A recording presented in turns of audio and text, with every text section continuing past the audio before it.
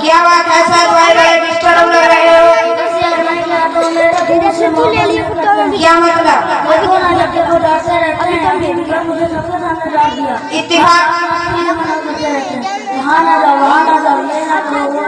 इत्तेफाक से मेरे भी ऐसे ही है।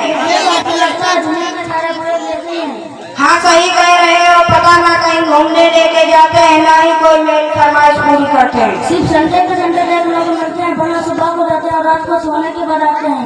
दूसरे बच्चों के पापा उन्हें महंगे महंगे खिलौने और चीजें ला के देते हैं, मेरा वो मुझे नहीं दिलाते।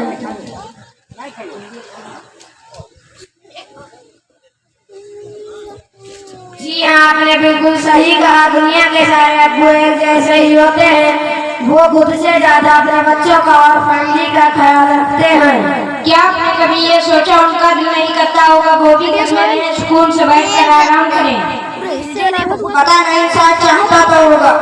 और जहाँ तक बात है आपकी फरमाइशों की, तो उनकी सैलरी इतनी कम होती होगी कि वो चाहता भी अपनी फरमाइशों को पूरी ना कर पाते हो। होता हमारी जरूरतें पूरी करने के बाद उनके पास उतने पैसे बचते ना हो कि हमारी फरमाइशों को पूरा करें। मैंने कभी इस तरह सोचा ही नहीं। तो और जहाँ तक आंखें दिखाने की बात है, तो ये भी उनकी मजबूरी है कि उनकी ड्यूटी है कि वो हमें हमेशा बुरी बातों से रोके, अच्छी बातों की तरगीब दें। अच्छा सर भाई, आप ये बताइए, आपकी जरूरतों में कोई कमी आई हो? जी नहीं, बिल्कुल नहीं। कभी ऐसा हुआ कि आपके अब्बू ने कोई चीज खाई हो और आपको न दी हो? अगर कोई अच्छी चीज होती है तो हमें दे देते हैं, तुम खा लो, मेरा तो नहीं करा। ये प्यार नहीं, मोहब्बत नहीं तो क्या है? माँ और बाप दोनों मोहब्बत करते हैं, माँ की मोहब्बत नजर आ जाती है, बाप की मोहब्बत को महसूस करना पड़ता है।